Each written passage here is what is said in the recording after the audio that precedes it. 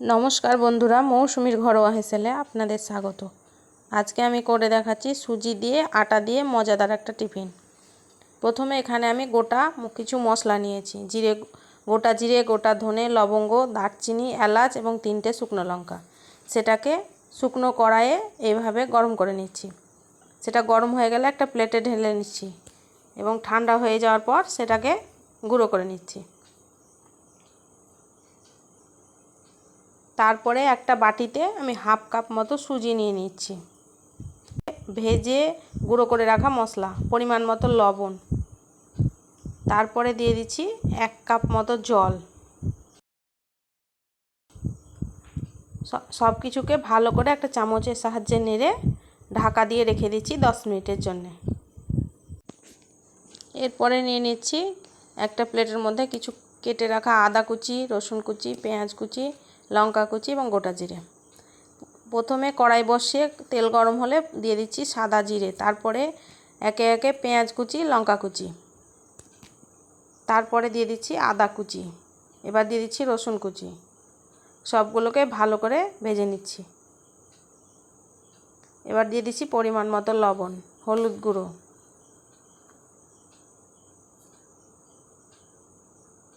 তারপরে দিয়ে দিচ্ছি কাশ্মীরি রেড চিলি পাউডার।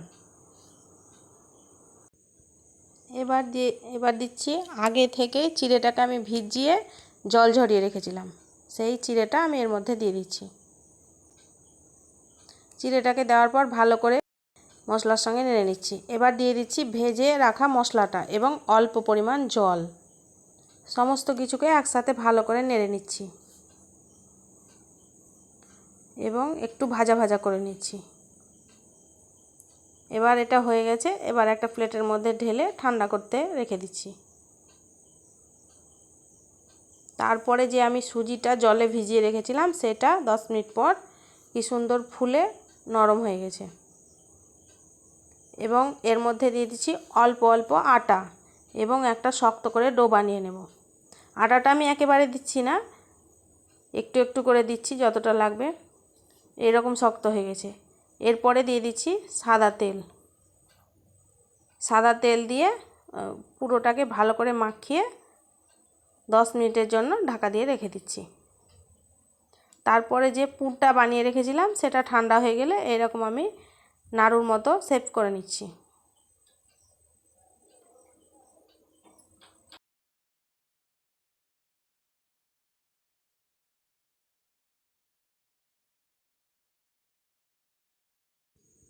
সবগুলোকে গোল গোল করে এরকমভাবে একটা থালার মধ্যে নিয়ে নিয়েছি।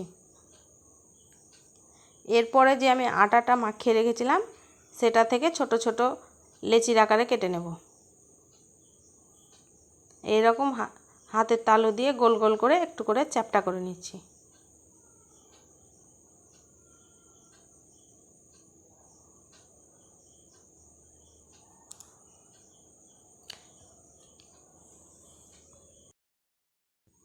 এইভাবে সবগুলো লেচির আকারে কেটে নিয়েছি এবং একটা থালার মধ্যে নিয়েছি।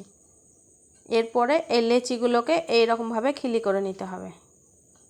এরপরে যে নাড়ুর মতো করে গোল গোল করে করে রেখেছিলাম পুরটা, সেটাকে এর মধ্যে দিয়ে এইরকমভাবে আঙুল দিয়ে চেপে চেপে মুখটাকে সিল করে নিতে হবে এবং 2 হাতের তালুর সাহায্যে গোল করে একটু চ্যাপ্টা করে নিতে হবে এবং আঙুলের সাহায্যে একটু চাপ দিয়ে এইরকম আকারে তৈরি করে নিতে হবে। এটাকে কোনো বেলাবেলি ছাড়াই ভাজবো। এইরকমভাবে পরেরটাও তৈরি করে নিচ্ছি। প্রত্যেকটা আমি একই রকমভাবে তৈরি করে নেব। এইরকম করে পুরটা এর মধ্যে দিয়ে মুখটাকে সিল করে হাতের তালুর সাহায্যে চ্যাপ্টা করে নেব এবং প্রত্যেকবার আমি হাতে হালকা করে তেল লাগিয়ে নিচ্ছি, নইলে হাতের মধ্যে লেগে যাচ্ছে, যেহেতু সুজি দেওয়া আছে সেই জন্য। হাতে হালকা করে একটু তেল মাখিয়ে নিলে সুবিধা হচ্ছে তৈরি করতে।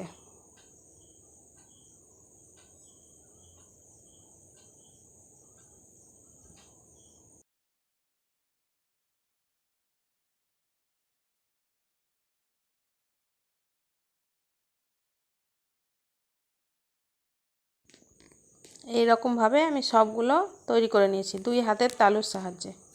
এবার একটা ফ্রাই প্যানে আমি কিছুটা সাদা তেল গরম করতে বসিয়ে দিয়েছি এবং তেলটা হালকা গরম হলে এগুলো একে একে আমি তেলের মধ্যে ছেড়ে দিচ্ছি।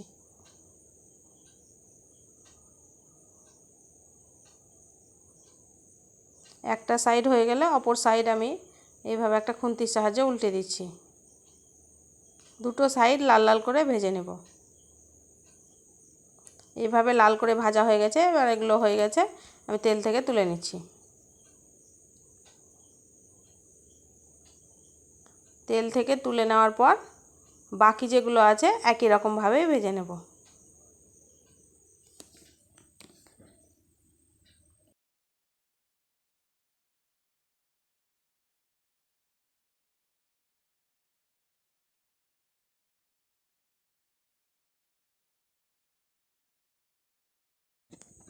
এগুলোও লাল করে ভাজা হয়ে গেছে, তেল থেকে তুলে নিচ্ছি।